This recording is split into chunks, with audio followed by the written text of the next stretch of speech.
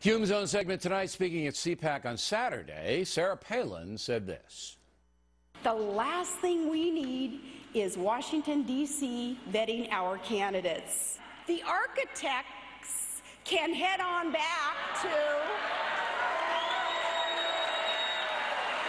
They can head on back to the great Lone Star State and put their name on some ballot. I'd say if I did run for office and win, I'd serve out my term. I wouldn't leave office midterm. Oh, Mr. Rove referring to Governor Palin resigning as governor of Alaska in 2009. Obviously, no love lost there. Joining us now from Miami, Fox News senior political analyst Brit Hume. First of all, Hume, the material in that sweater, did you borrow that from Hillary Clinton's pantsuit? Hey, this is my South Beach look, Bill. Don't knock it. Yeah, I can just see you in South Beach. I can, you know, I'm going to send Waters down to follow you around in South Beach. That's a classic. I'll introduce him to some people, Bill. Yeah, just give me a call tonight about 2 a.m. from Liquid, all right? Just do that for me. Yeah. All right. I have no idea where that is. We'll get you, Matt.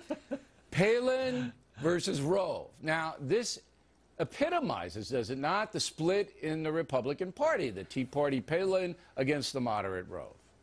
Well, it symbolizes whatever split there is. I think it's much ado about not much, and here's why.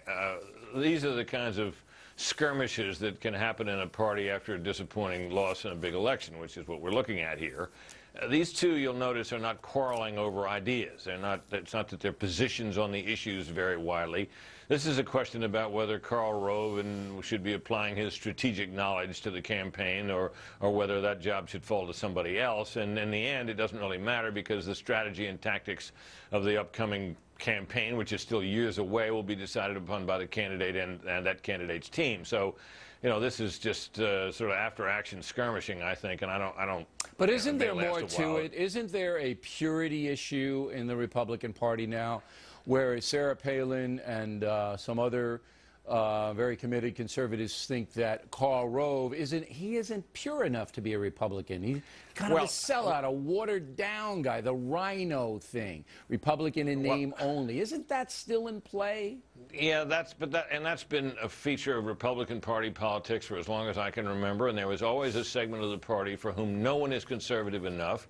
There was listen, when Ronald Reagan was president, the people who represented what they thought was the real Republican wing of the Republican Party often complained about him, that he wasn't conservative enough to suit them either. Sarah Palin, despite having bailed out of public office, still has a following in the Republican Party, and if you criticize her, you hear about it. But so does Karl Rove, and he has influence with a lot of people who are prepared to put money behind his strategic thinking. And the mistake that was made here that got Rove into this trouble, in my judgment, is that when he and his group decided they were going to try to have some influence in these primaries, they announced that. And to the people who felt that Rove represented the failures of the Bush years and so on, that was a red flag, and you're seeing the reaction to it. Okay, but having talked to Karl Rove many, many times on this program, I can tell you that he's a guy who doesn't want a conservative litmus test to limit some candidates who may be more moderate and appeal to a wider circle. He doesn't want that kind of a party, where I think Sarah Palin does want it. And I think Republicans are going to have to come to grips with that. Well, they're going to have to decide in some cases whether they're willing to settle for a candidate who has a better chance of winning, who may not be as pure on a conservative. And that's what the Romney situation was all about, and Romney failed. So now the conservatives are emboldened now. Well, they are, but they are congenitally unhappy. I mean, I've been covering this stuff for decades now, and there are people in the Republican Party and in the conservative movement who are seldom happy except with certain candidates. And if those candidates get nominated and have to go on and make the compromises that politicians make, they end up unhappy with them as well. This is just part of the landscape. Right. And I think history shows the two most extreme candidates in recent times were Barry Goldwater and George McGovern, and both got hammered. So I think you're right.